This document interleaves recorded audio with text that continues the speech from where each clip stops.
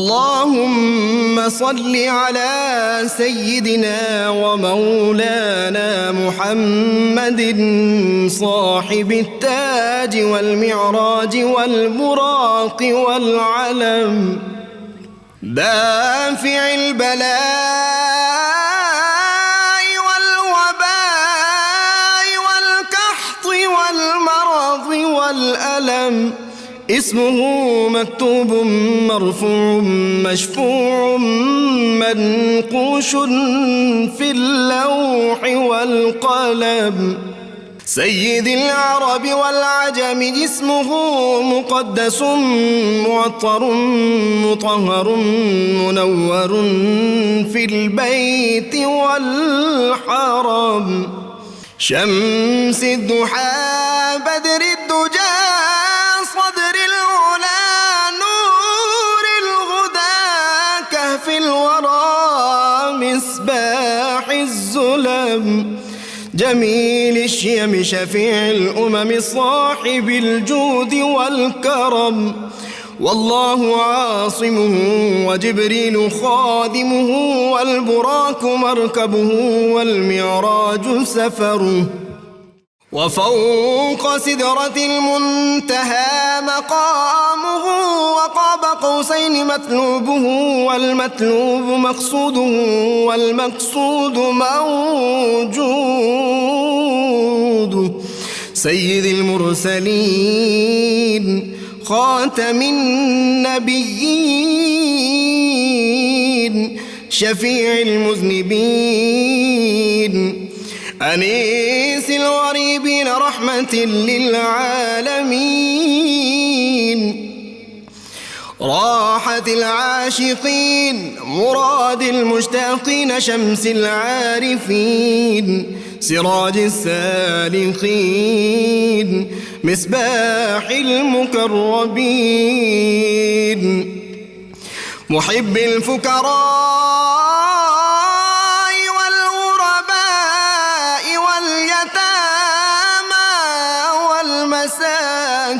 والمساكين، سيد الثقلين نبي الحرمين إمام القبلتين وسيلتنا في الدارين، صاحب قاب قوسين محبوب رب المشرقين ورب المغربين، جد الحسن والحسين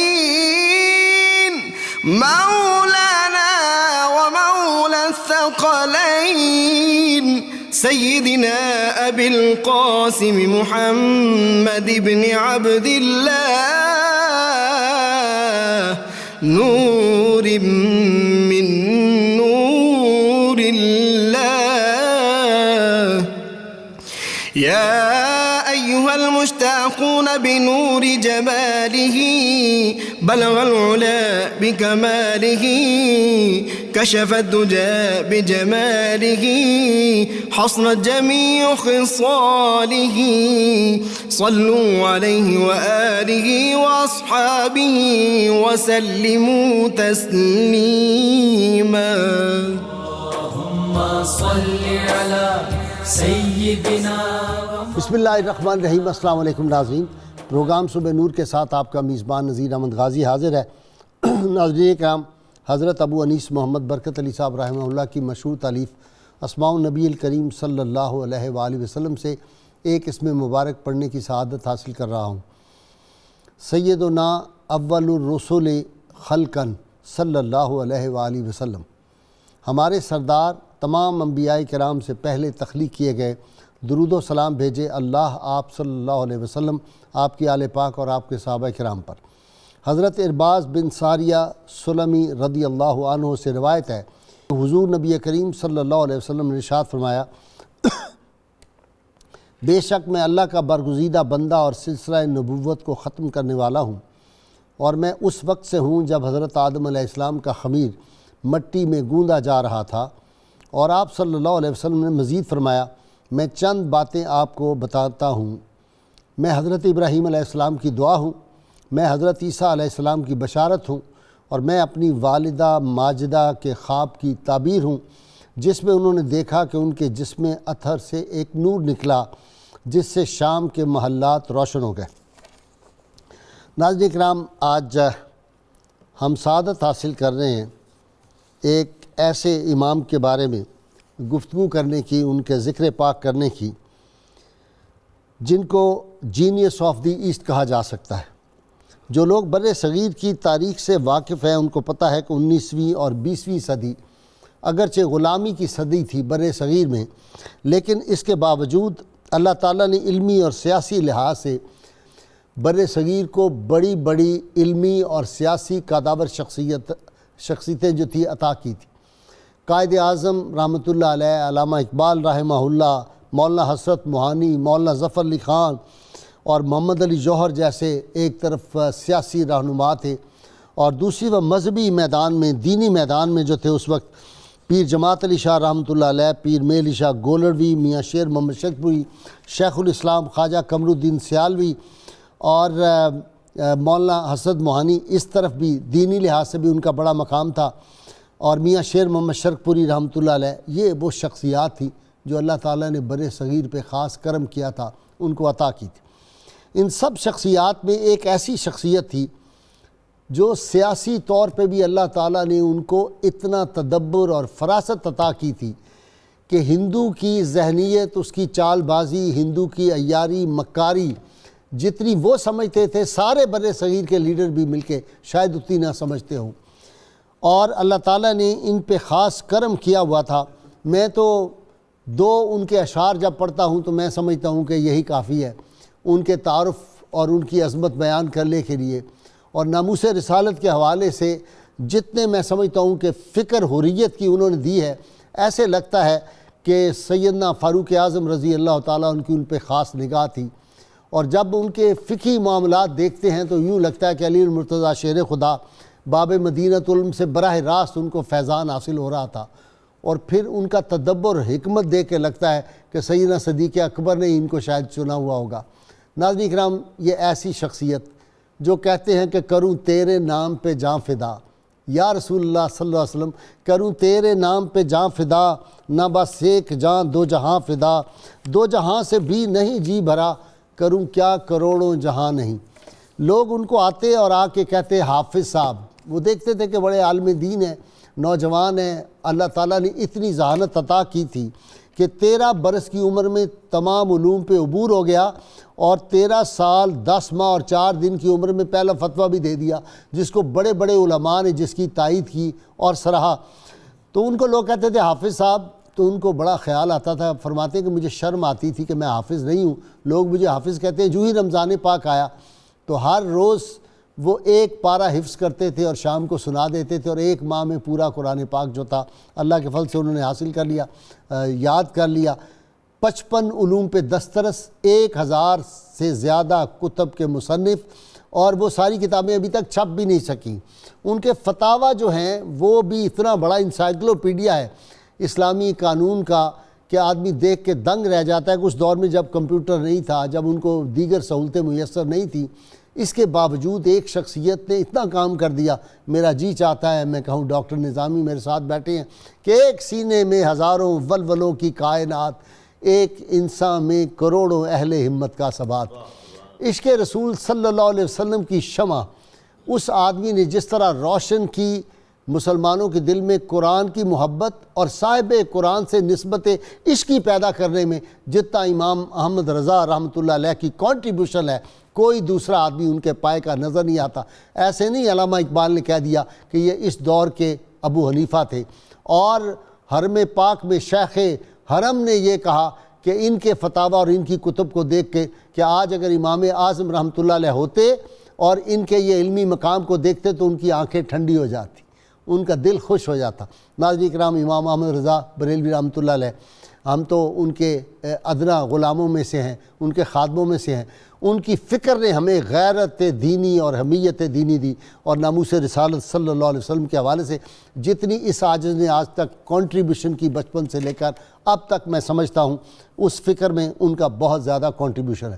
پھر کنز الایمان ایسی تفسیر لکھتی ہے ڈاکٹر تنولی ہمیں اس میں بتائیں گے کہ بر صغیر میں جو قرآن حکیم کے تراجم ہوئے ہیں شاہ عبد القادر اور امام احمد رضا بریلوی رحمۃ اللہ علیہ کے پائے کے کہتے ہیں کہ کوئی دیگر تراجم اس کا مقابلہ نہیں کر سکتے۔ ناظرین کرام، نبی کریم صلی اللہ علیہ وسلم کا ایسا عاشق صادق اور اپنے شیوخ سے اتنی عقیدت اور محبت رکھنے والے مدینہ منورہ جاتے ہیں تو کہتے ہیں کہ حرم کی زمین اور قدم رکھ کے چلنا، ارے سر کا موقع ہے وہ جانے والے۔ اور اپنے شیخ کی جب بارگاہ آل رسول ماریروی کہ ہاں جب جایا کرتے تھے تو اسٹیشن سے اترتے ہی پاؤں سے جوتا اتار لیتے تھے۔ سادات کا احترام اتنا کرتے تھے کہ جس کا حساب نہیں۔ سید زادہ کوئی آ جائے تو اٹھ کے کھڑے ہوتے، ان کی خدمت بھی کیا کرتے تھے۔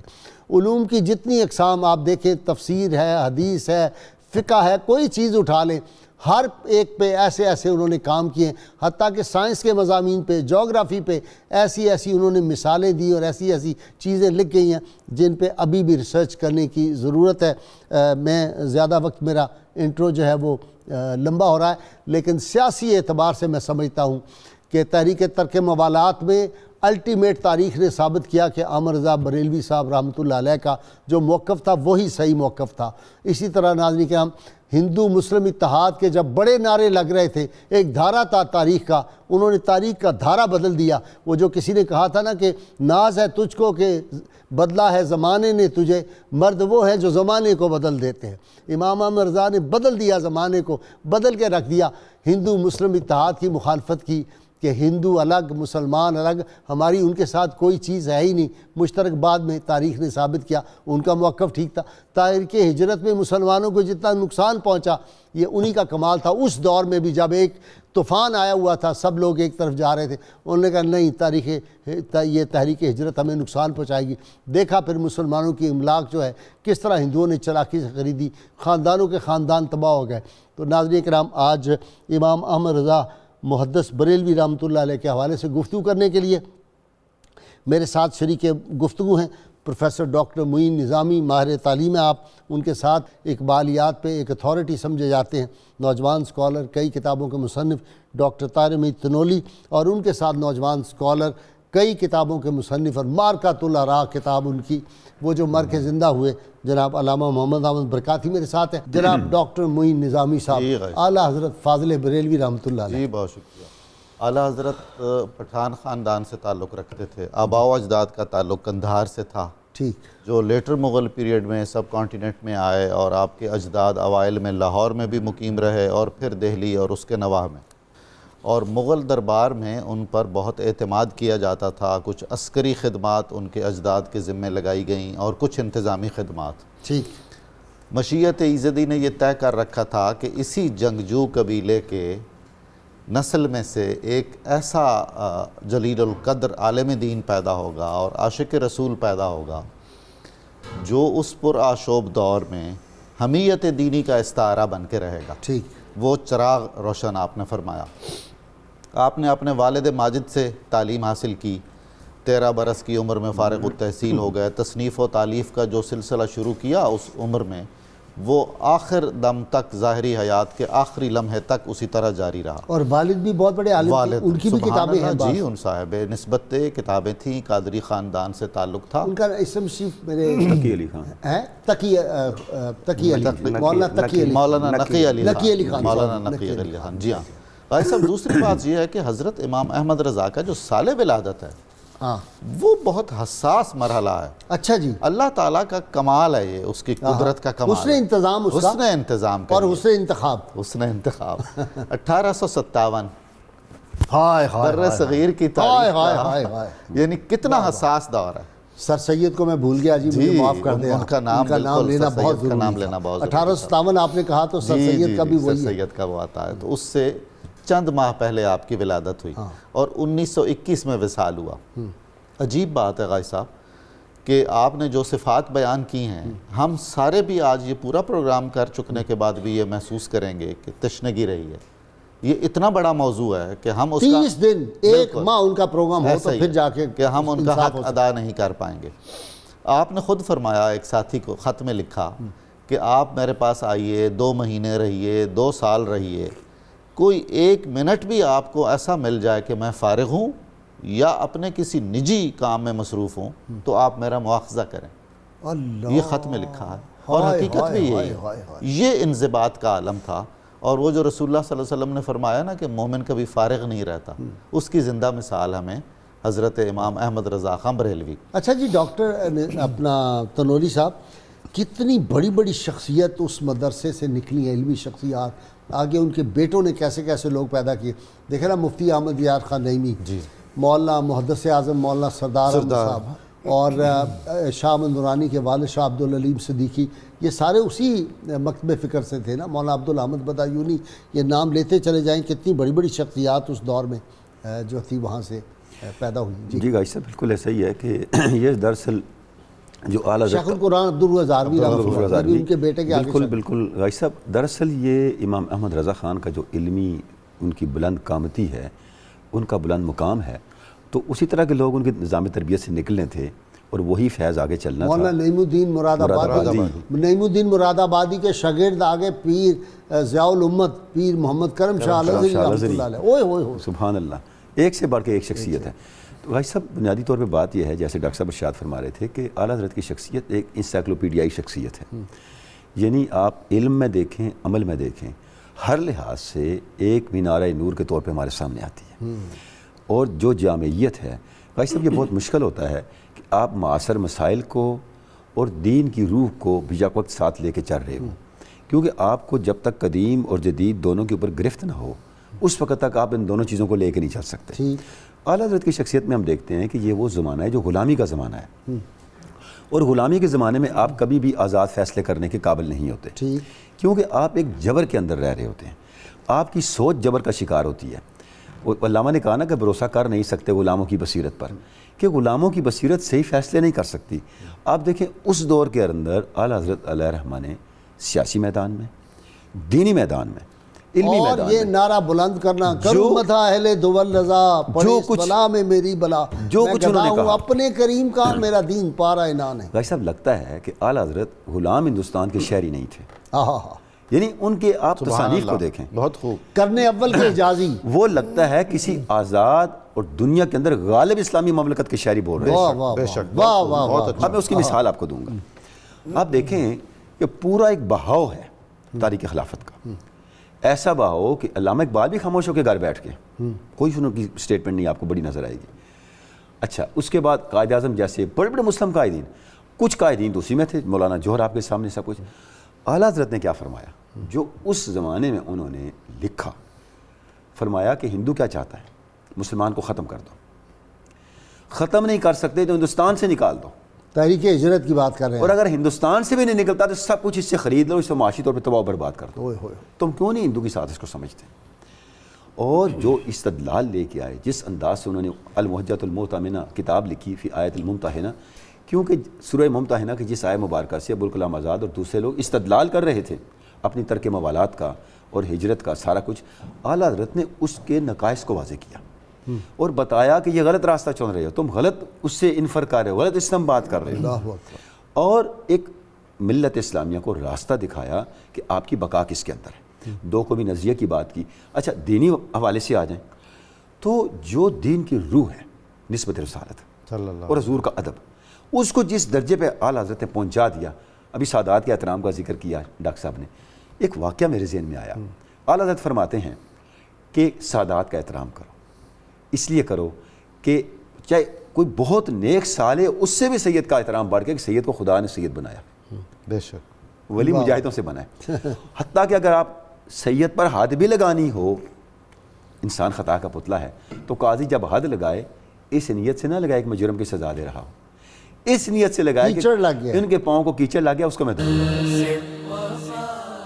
علامہ صاحب، ان کی کتابوں کی طرف آ جائیں، آپ کا خاص یہ فیلڈ ہے کتابوں کا۔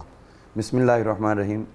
غازی صاحب، جس موضوع پہ آپ گفتگو فرما رہے ہیں اور خصوصاً ان کی علمی خدمات، اور اگر ہم یہ دیکھیں آپ کی شخصیت کو، تو آپ کی ہمہ جہت خوبیوں سے مزین شخصیت، اس میں غالب ہمیں خوبی نظر ہی علم والی آتی ہے۔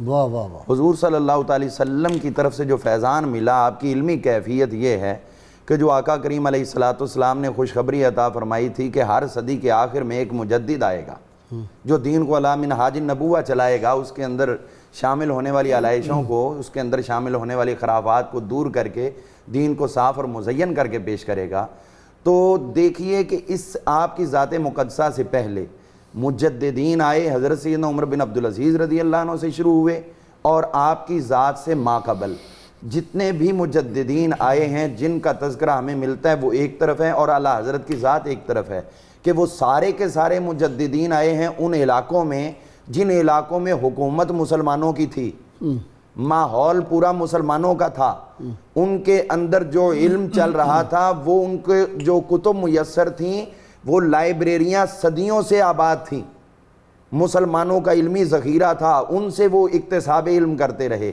لیکن اعلیٰ حضرت کا دور بھی دور غلامی کا ہے، نہ علمی تسلسل ہے، کتابیں لوٹ کے یورپ والے لے جا چکے تھے، اس کے باوجود دیکھیں ان کو یورپ میں تو دل ہوتا ہے سی پارا، وہ اپنے آبا کی کتب، لیکن اعلیٰ حضرت کا کمال یہ رہا کہ اعلیٰ حضرت کو اللہ تعالیٰ نے سب سے پہلے تو علم لدنی عطا فرمایا تھا، اور اس کا یقین آپ کے والد محترم نے آپ کو دلایا تھا۔ جب آپ شرح چغمی نہیں پڑھ رہے تھے تو آپ نے فرمایا تھا علم حید کو کیا پڑھ رہے ہو، یہ علوم تو سرکار ویسے ہی تجھے عطا فرما دیں گے، ہاں علم حدیث پڑھو، ہاں جی، تو اس کے تصدق اللہ تعالیٰ باقی سب علوم تمہیں عطا فرما دیں گے۔ اور والد محترم نے عقیدہ دیا بچپن میں کہ بیٹا یہ علوم تجھے حضور خود عطا فرمائیں گے، واہ واہ، یعنی سرکار دو عالم علیہ السلام سے براہ راست اکتساب علم۔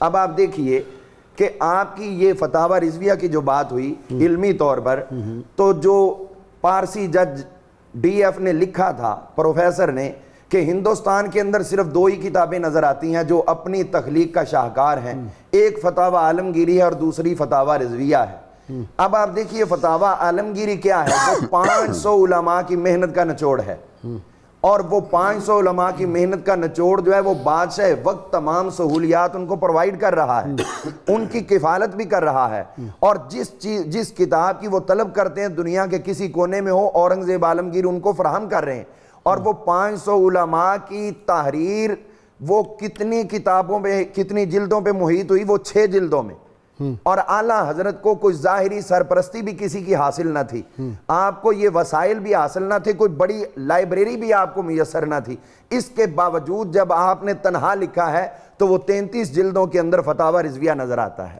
وہ 500 کا 6 جلدیں اور یہ تنہا احمد رضا کا 33 جلدیں، وہ سارے وسائل اور یہ بے وسیلہ، اس کے باوجود کہ ان کے پاس اصل وسیلہ میرے آقا کی ذات تھی، یہ آپ کے علمی شاہکار ہیں۔ اور آپ کی جو علمی بات آپ نے کی اس میں یہ بھی یاد رکھنا چاہیے، جو فتاوی رضویہ پڑھتے ہیں ان کو یہ بخوبی معلوم ہے کہ اگر کسی نے سوال آپ سے کیا فارسی میں تو اعلیٰ حضرت نے جواب فارسی میں لکھا، واہ، اگر عربی میں سوال آیا تو عربی میں جواب دیا، اردو میں کیا، اردو میں آیا تو اردو میں لکھا، ہندی میں آیا تو ہندی میں لکھا، اور اصطلاحات ٹرمز یوز کر کے کسی نے اگر کوئی لکھا ہے تو آپ نے اسی طرح انہی اصطلاحات میں جواب دیا ہے، اور اگر کسی نے فارسی اور عربی کے اشعار بنا کے سوال کیا تو آپ نے اشعار بنا کر ہی جواب عطا فرمایا۔ واہ ڈاکٹر صاحب، وہ کمال حسن حضور ہے سبحان اللہ کہ گمان نقص جہاں کیا نہیں، بات، یہی پھول خار سے دور ہے، یہی شمع ہے کہ دھواں نہیں۔ میں اکثر ڈاکٹر صاحب کہا کرتا ہوں کہ بلال کی اذان، جی حسان بن ثابت اور بصیری کا کلام، بے شک اور احمد رضا کا سلام، سبحان دنیا اللہ، کا کون سا اہل محبت ہے جس کو نہیں پتا؟ حقیقت ایسا ہی ہے۔ میں دیکھتا ہوں حضرت امام احمد رضا خان کو اس حوالے سے کہ جب آپ کی رسم بسم اللہ ہوئی تو والد ماجد نے اور والدہ کریمہ نے فرمایا کہ بھئی ہر روز بیٹا پڑھنے جانا ہے، ہر روز پڑھتے جا، کبھی ماں باپ کو دہرانے کی ضرورت نہیں پڑی کہ بھائی پڑھنے کا وقت ہو گیا ہے۔ وہ جو انضباط شخصیت میں تھا اور کمٹمنٹ کا جو عالم تھا، جمعے کو بھی تیار ہو جاتے تھے پڑھنے کے لیے، والدہ بتاتی تھی بیچا چھٹی ہے، اگلے جمعے کو پھر تیار ہو جاتے تھے اپنے وقت پر پڑھنے کے لیے۔ یعنی کون بچہ ہے جو اس ابتدائے شعور میں اس نوعیت کی باشعوری کا مظاہرہ کرے، قسام ازل کا انتخاب۔ دوسری بات، بہت کم مثالیں اسلامی دنیا میں ایسی ملتی ہیں کہ ایک شخصیت علم ظاہر میں اور علم باطن میں بھی اپنے کمال پر ہے، اور علم و شعر میں بھی اس کی کوئی نظیر نہیں۔ آپ کا جو قصیدہ معراجیہ ہے حضور قائد صاحب، وہ لے جاتا ہے آپ کو سدرۃ المنتہا کے نزدیک، کہیں آپ کی روح پرواز کر جاتی ہے۔ یعنی اس سے بہتر اس موضوع پر تاریخ اسلام میں شعری دنیا میں کوئی شاہکار میری نظر سے نہیں گزرا. کوئی شک. یقیناً اتنے معراج نامے لکھے گئے ہیں اور صوفیاء کرام نے اور اہل دل نے ہر تھا ان کا دھون بنا وہ بچا جو ان کے تلووں کا دھون بنا وہ جنت کا رنگ و روغن. سبحان اللہ. جنہوں نے دلہا کی پائی اترن وہ پھور گلزار نور کے تھے. سبحان اللہ. جی ڈاکٹر تنولی صاحب یہ میں نے ویسی واقعہ سنا. بالکل بھائی صاحب، یہ اعلیٰ حضرت کی عبقریت کی علامت ہے کہ اللہ رب العزت نے ان کو اتنی نقطہ رسی عطا کی تھی کہ عبارت سے معنی تک پہنچنے میں جو ان کو اللہ نے استعداد دی اس کی مثال نہیں ملتی. اور اس کا ایک بڑا اظہار ہمیں کمزور ایمان میں نظر آتا ہے جو اعلیٰ حضرت کا ترجمہ قرآن ہے. بھائی صاحب قبلہ اس ترجمہ قرآن کو آپ دیکھیں تو اس کی ندرت اور اس کی شان یہ ہے، اگر آپ سمجھ کے اس ترجمہ قرآن کو پڑھ لیں تو آپ کئی تفسیروں کی ضرورت پوری ہوتی ہے. یہی نہیں بلکہ ان پڑھنے والے کے عمل اور عقیدہ دونوں کی اصلاح کا سامان پیدا ہوتا ہے. جو لفظ آپ لے کے آتے ہیں اور جس طرح آپ ترجمہ کرتے ہیں کمال کر دیتے، آپ تصور نہیں کر سکتے کہ اس کے پیچھے کیا پس منظر بول رہا ہوتا ہے. اور غازی صاحب یہ ترجمہ آپ نے کیا کیسے ہے؟ یہ کمال ہے. جب آپ سے اس کا مطالبہ کیا گیا تو آپ نے فرمایا میرے پاس وقت نہیں. صاحب بہار تو شریعت مولانا امجد علی خان کو آپ نے فرمایا صاحب بہار شریعت کو، بھئی جب وہ بھی ان کے میں شاگرد تھے جی کہ جب میں فارغ ہو جاؤں لیٹنے لگوں تو آ جایا کرو، میں تمہیں ڈکٹیٹ کروا دوں گا. اس دوران آپ نے یہ ڈکٹیٹ کروایا ہے. یار یہ تو علمی کہکشاں تھی، یہ کیا لوگ. اب غازی صاحب آپ دیکھیں اس فرصت کے اوقات میں لکھوایا ہوا ترجمہ ہے اور اس ترجمے کی شان میں ایک دو آیات آپ کے سامنے رکھنا چاہوں گا. سورہ رات کی آیت مبارکہ ہے وَيَقُولُ الَّذِينَ كَفَرُوا لَوْلَا أُنزِلَ عَلَيْهِ آيَةٌ مِّن رَبِّهِ إِنَّمَا أَنْتَ مُنذِرٌ وَلِكُلِّ قَوْمٍ هَادٍ. اور کافر کہتے ہیں کہ ان پر ان کے رب کی طرف سے کوئی نشانی کیوں نہیں آتی، کیوں نہیں اتری. إِنَّمَا أَنْتَ مُنذِرٌ وَلِكُلِّ قَوْمٍ هَادٍ. اب اس کا ترجمہ جو مترجمین ہیں انہوں نے یہ کیا ہے، اے میرے رسول آپ سے مطالبہ کرتے ہیں معجزوں اور نشانیوں کا، آپ تو ان کو ڈرانے والے ہیں اللہ کے عذاب سے. یہ آپ کا منصب ہے اور اللہ نے ہر قوم میں کوئی نہ کوئی نبی بھیجا ہے. اب اعلیٰ حضرت کا ترجمہ فرما رہے ہیں، دیکھیں فرماتے ہیں تم تو ڈر سنانے والے ہو اور اس قوم کے ہادی ہو، ہر قوم کے ہادی ہو اور ہر قوم کے ہادی ہو. وَلِكُلِّ قَوْمٍ آپ ہادی ہیں. واہ واہ واہ واہ. اس کا یہ ترجمہ نہیں ہے کہ اللہ نے ہر قوم کے لیے ایک ہادی ہے، نہیں. واہ وَلِكُلِّ قَوْمٍ ہَادٍ. آپ ہر قوم کے ہادی ہیں. اب قیامت تک ختم نبوت کو یہاں کلوز کر دیا آپ. واہ واہ. اچھا دوسری بات غازی صاحب دیکھیں، اب آپ یہاں یہ ترجمہ لے کے کیوں آئے؟ آپ صلی اللہ علیہ وسلم سفر ہجرت میں ہیں، صدیق اکبر ہیں اور آپ ہیں. اچانک ایک شخص مل جاتا ہے جو صدیق اکبر کو پہچانتا ہے کیونکہ آپ تو تجارت کے سفر میں رہتے تھے. اس نے دیکھا صدیق تم جا رہے ہو اس تاریکی میں تو یہ ساتھ کون ہے؟ آپ فرماتے ہیں میرے ہاتھی ہیں. ہائے ہائے ہائے یہ میرے ہاتھی ہیں، گائیڈ ہے. میں اب دیکھیں کہ ایک جب تک آپ کا غازی صاحب قبلہ پوری تاریخ پہ، سیرت پہ، احادیث پہ، ہر چیز پہ، فقہ پہ عبور نہ ہو، آپ اس کا احاطہ نہیں کر سکتے. اچھا سورہ یوسف کی آیت مبارکہ ہے قال انما اشکو بثی وحزنی الی اللہ وعالم من اللہ ما لا تعلمون. یعقوب نے کہا کہ میں اپنی شکایت اللہ کی بارگاہ میں کرتا ہوں کیونکہ میں اللہ سے وہ جانتا ہوں جو تم نہیں جانتے. اب اعلیٰ حضرت ترجمہ کیا فرما رہے ہیں؟ فرماتے ہیں کہا میں تو اپنی پریشانی اور غم کی فریاد اللہ ہی سے کرتا ہوں اور مجھے اللہ کی وہ شانیں معلوم ہے جو تم نہیں جانتے. اب اس ترجمے سے ملتا کیا ہے غازی صاحب؟ حالات کیسے ہی کیوں نہ ہوں، اللہ کی قدرت پر یقین دیوار کو دروازہ بناتا ہے. واہ واہ. اللہ کی قدرت پر یقین دیوار کو دروازہ بنا دیتا ہے، آپ کے مایوسی کے اندھیروں کو امید کی روشنی میں بدل دیتا ہے. پہلے اللہ کی قدرت پر یقین ضروری ہے. اب دیکھیں ترجمہ کیا کیا ہے. You will see it when you will believe it. دیکھیں ترجمہ کیا، یہ نہیں کہ میں اللہ سے وہ جانتا ہوں. اگر آپ یہ ترجمہ کریں میں اللہ سے کے بارے میں وہ جانتا ہوں جو تم نہیں جانتے تو اس کا یہ ترجمہ بھی ہو سکتا ہے پتہ نہیں یوسف کدھر ہے، کیا ہے کیا نہیں. مجھے اللہ کی وہ شانیں معلوم ہیں. بھی اللہ کی شان قدرت اور اللہ کی شان بندہ نوازی کے جہاد سے میں آگاہ ہوں، تم نہیں جانتے.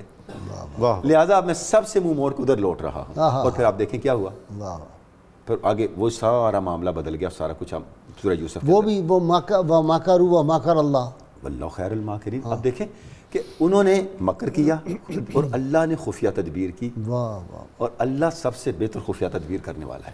وہ کیا ہے والضحیٰ واللیل اذا اس میں بھی سجا. آپ دیکھیں یہی ترجمہ ہے والضحیٰ ووجدک ضالا فہدا. ہائے ہائے ہائے.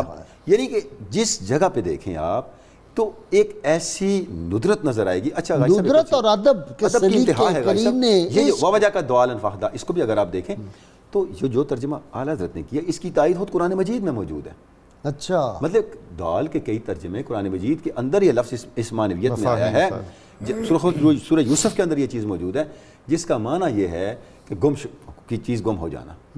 ٹھیک ہے, ہم نے تجھے اپنی یاد میں ورفتہ پایا تو آپ بتا دیا کہ آنا کدھر سے ہے.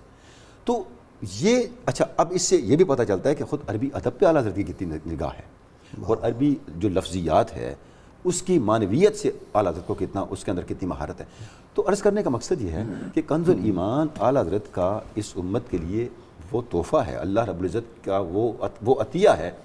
جب آپ کنز الایمان کو پڑھتے ہیں تو آپ کا عقیدہ اور عمل دونوں کی اصلاح ہوتی ہے اور قرآن مجید کا وہ فہم ملتا ہے جو کئی تفاسیر اور کئی مدرسوں سے گزرنے کے بعد بھی ہمیں مشکل. علامہ برکاتی صاحب, فکر رضا جو ہے میں تو اس کو یہ سمجھا ہوں یہ فکر رضا کا فیض تھا. غازی علم الدین شہید, غازی عبد القیوم, غازی احمد چیمہ, غازی ممتاز, یہ غازی جتنے آئے ہیں رسول اللہ صلی اللہ علیہ وسلم وہ جو کروں تیرے نام پہ جاں فدا, نہ بس ایک جہاں دو جہاں فدا, دو جہاں سے بھی نہیں جی بھرا, کروں کیا کروڑوں جہانی. رسول اللہ کے نام پہ لوگ اپنی جانیں اپنی ہتھیلیوں پہ رکھیں. وہ ڈاکٹر صاحب آپ ذرا فارسی سے سنا دیں. ہم آہوان سارا سر خود نہادہ برکف کہ امید آن کے روزے بشکار خواہی عام. بشکار ترجمہ کر دیں ذرا ہمارے ناظرین کے مزہ آ جائے. صحرا کے سارے ہرن اپنی جانیں اپنی ہتھیلیوں پہ لیے پھر رہے ہیں اس امید پر کہ کبھی آپ اس سرکار چلے ادھر آئیں آئیں گے شکار کے لیے آ جائیں. جی یہ چیز اگر دیکھیں تو پھر یہ نظر آتا ہے کہ جس کے ساتھ محبت ہو اس در کا کوئی بھیکاری ہو کوئی گداگر ہو وہ بھی انسان کو پیارا لگتا ہے. ایک شخص نے آپ کو لیٹر لکھا, آپ جانتے نہیں تھے اس کو. اس نے خط لکھا کہ میں حاجت مند ہوں اور مدینہ منورہ میں رہ رہا ہوں, یہ میرا ایڈریس ہے اور مجھے 50 روپے درکار ہیں. اس وقت کرنسی بہت بھاری تھی. آپ اس کو جانتے نہیں تھے. فرمانے لگے یہ کسی نے مجھے یہ لیٹر لکھا ہے اور اس کے اندر یہ مطالبہ کیا ہے اور میں اس کو جانتا نہیں, لیکن اتنا اس نے تعارف کروا دیا ہے کہ وہ شہر نبی سے لکھ رہا. تو فرمایا اس نے 50 طلب کیے, میں 51 روپے پیش کر رہا ہوں. 1 روپیہ اس کا جو خرچہ رجسٹری پہ آیا لیٹر بھیجنے میں ساتھ وہ بھی پیش کر رہا ہوں اور ساتھ اس کے 50 روپے بھی پیش کر رہا ہوں. آئے مدینے کے خطے خدا تجھ کو رکھے, غریبوں فقیروں کے ٹھہرانے والے, چمک تجھ سے پاتے ہیں سب پانے والے, میرا دل بھی چمکا دے چمکانے والے. اس پہ آپ یہ دیکھیے کہ آپ کا اسی طرح کا جو کلام ہے, واہ کیا جود و کرم ہے شاہ بطحا تیرا, نہیں سنتا ہی نہیں مانگنے والا تیرا. اور جب احمد یہ حدیث کا ترجمہ ہے جی, سیدہ عائشہ صدیقہ طیبہ طاہرہ ام المومنین رضی اللہ تعالیٰ عنہ کا وہ یہ وہی ترجمہ طرف اشارہ ہے. یہ جس وقت آپ دیکھیں گے کہ احمد ندیم قاسمی صاحب نے بھی لکھا تھا اسی پلاٹ کے اندر, تو کسی نے کہا تھا نا کہ بھی آپ تو اپنے صاحب طرز شاعر ہیں تو آپ نے ان کا پلاٹ زمین میں لکھا, ان کی زمین پہ کیوں لکھا. تو انہوں نے یہی کہا تھا کہ بھی وہ کلام ہی اتنا جاندار ہے کہ اس پہ لکھے بغیر میں رہ ہی نہیں سکا.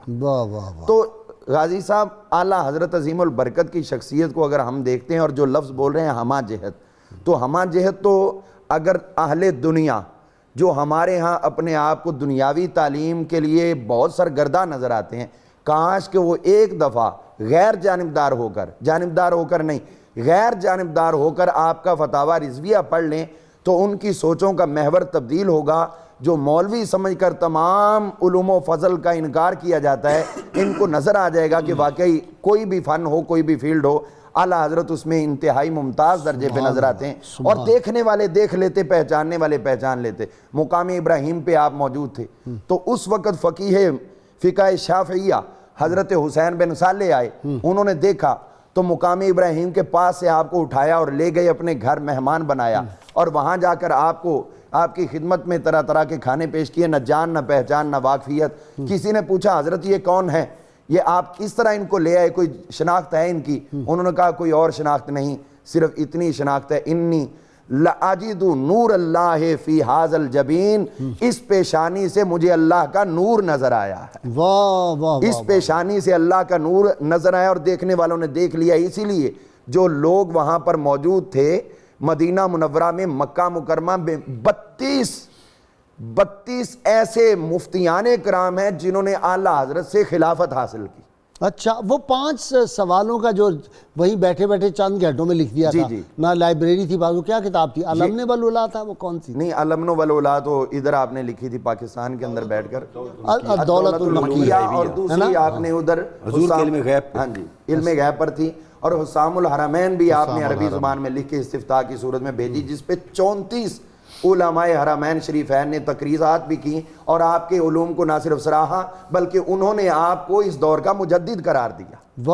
لطف یہ ہے کہ اہل زبان, اہل لغت, ایک ہندی شخص جو اردو بولنے والا ہے اس کو مجدد قرار دے رہے ہیں اور اپنا رہنما اور مقتدا قرار دے رہے ہیں. ڈاکٹر صاحب کہ مجھے جب دفن کیا جائے تو میری قبر گہری رکھنا, اتنی گہری رکھنا کہ میں اٹھ کے کھڑا ہو جاؤں اور وہ میرا سر نہ اوپر لگے.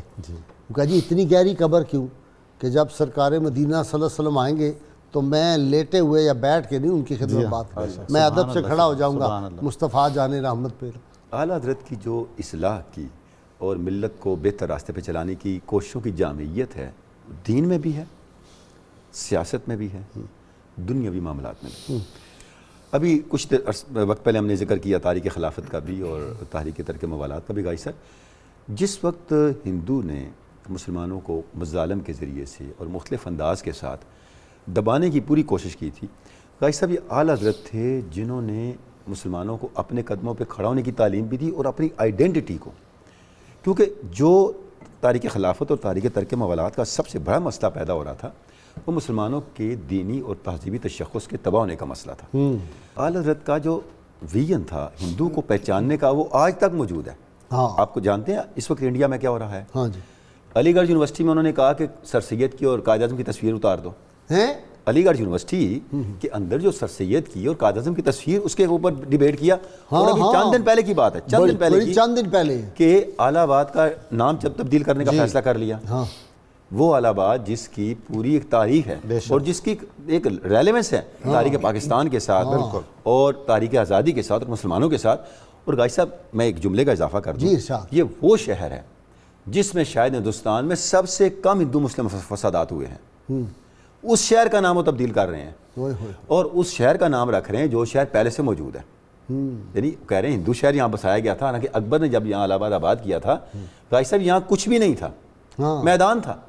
تو کہتے ہیں اکبر نے ہندوؤں کو نکال کے, میں آپ کو عرض کروں کہ یہ جو ہندو کا تعصب ہے اس کو جس سطح پہ جا کے اعلیٰ حضرت نے دیکھا, مسلمانوں کو متنبع کیا اور بتایا کہ جب تک آپ اپنے قدموں پہ نہیں کھڑے ہوگے, اپنے تشخص کے ساتھ جڑے نہیں رہو گے, ہندو تمہیں کھا جائے گا. وہ جی علم کا روشنی کا ایک مینار سید سلیمان اشرف جن کے شاگردوں اور خدام میں شامل ہو, بندہ کتنا بڑا ہوگا, کتنا عظیم انسان. آپ کا بہت شکریہ ڈاکٹر نظامی صاحب, ڈاکٹر تنولی صاحب آپ کا, علامہ برکاتی آپ کا. ناظرین کرام, کتاب الشفا سے نسخے کا وقت ہو گیا. یہ بواسیر کا علاج ہے, ارشاد نبوی صلی اللہ علیہ وسلم ہے انجیر کھایا کرو. اور جہاں سے میں آیا ہوں وہاں پہ بہت اعلیٰ جو ہے بخارا اور جو ہے سمرقند, وہاں کیا کمال کی انجیر ملتی ہے اور سستی ملتی ہے.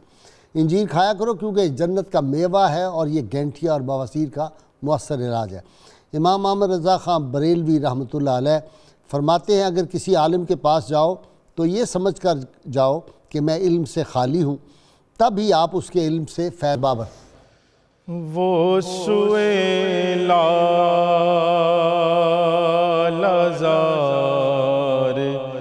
پھرتے ہیں, وہ سوئے لازار پھرتے ہیں, تیرے دن بہار پھرتے ہیں. اس گلی کا گدا میں جس میں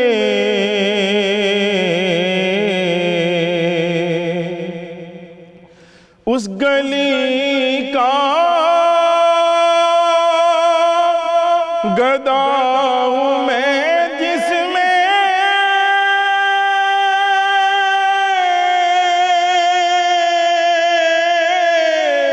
اس گلی کا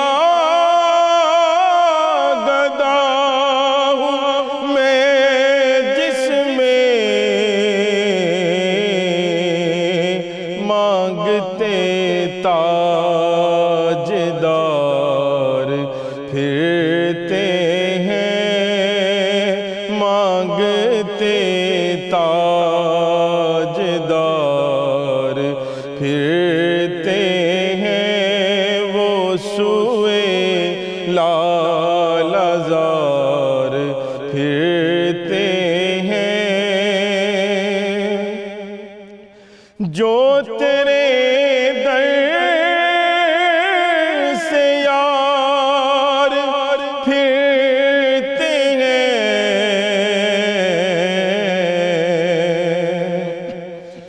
جو تیرے در سے یار پھرتے ہیں،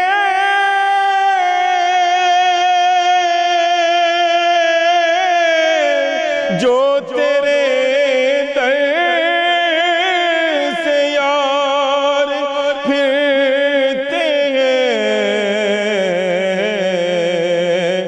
در بدر یوں ہی خار پھرتے ہیں، در بدر یوں ہی خار پھرتے ہیں، وہ سوئے لال زار پھرتے ہیں، کوئی کیوں پوچھے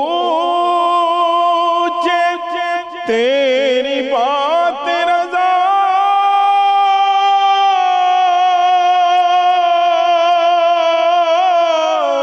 کوئی کیوں پوچھے تیری بات رضا،